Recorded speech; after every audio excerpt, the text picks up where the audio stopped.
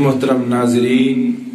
یہ کچھ چیزیں ضروری ہیں۔ چند ساتھیوں نے کہا کہ وہ چیزیں جن سے روزے ٹوٹ جاتے ہیں، تو وہ چیزیں ہم آپ کے سامنے رکھ رہے ہیں۔ سب سے پہلے ہے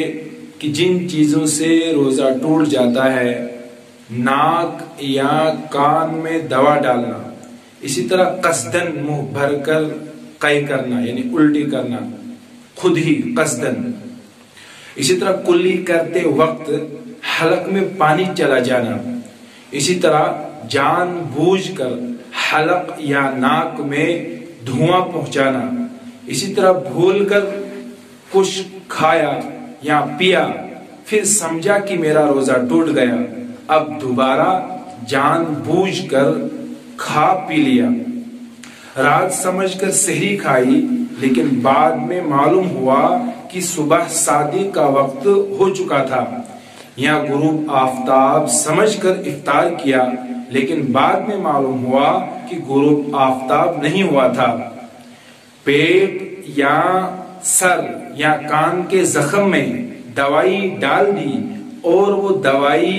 معدہ میں یا دماغ تک پہنچ گئی، روزہ دار کی حالت میں عورت کو حیض یا نفاس شروع ہو جائے، جس تھوک میں خون کی آمیزش ہو اس کو نگل لینا،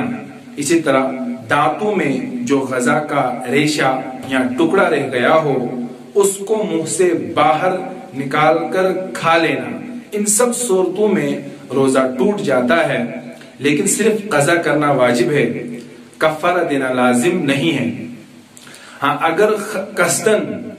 کھا پی لیا یا قصدن جمع کیا یا کسی اور طریقے سے منی خارج کی، اسی طرح جان بوجھ کر سگریٹ، تمباکو، بیڑی، حقہ، شراب وغیرہ پینا یا نسوار یا کھانی، پان وغیرہ کھانا، ان سب صورتوں میں قضا اور کفارہ دونوں لازم ہیں۔ قضا کس کو کہتے ہیں؟ قضا کا مطلب ہے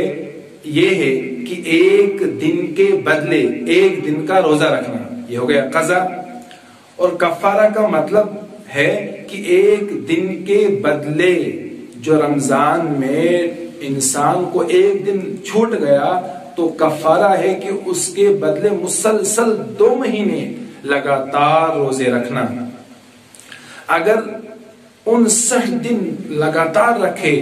اور 61ویں دن اس نے روزہ نہیں رکھا، پھر اس کو لگاتار رکھنے پڑیں گے شروع سے، یعنی 2 مہینے لگاتار روزے جب مسلسل رکھے گا تو اس کا کفارہ ہو جائے گا۔ لیکن جو شخص مسلسل 2 مہینے لگاتار روزہ نہیں رکھ سکتا ہے، اس کو 60 مسکینوں کو 2 وقت پیٹ بھر کر کھانا کھلانا ہے۔ یہ دوسرا طریقہ ہے کفارہ کا۔ اور اسی طرح اگر 60 مسکینوں کو ایک ہی دن پیٹ بھر کر کھلایا تو تب بھی اس کا کفارہ ادا ہو جائے گا۔ اور ایک حدیث پاک کے اندر پیارے آقا نے فرمایا، جناب رسول اکرم صلی اللہ علیہ وسلم نے، جس نے بغیر کسی شرعی عذر کے ایک روزہ بھی چھوڑا، اگر وہ پھر زندگی بھر اس کی تلافی میں روزہ رکھے تو اس ایک دن کا بدلہ نہیں ہو سکتا ہے۔ تو آئیے ہم روزوں کا اہتمام کریں اور جن چیزوں سے روزہ ٹوٹ جاتے ہیں خاص کر ان چیزوں کی طرف دھیان رکھیں۔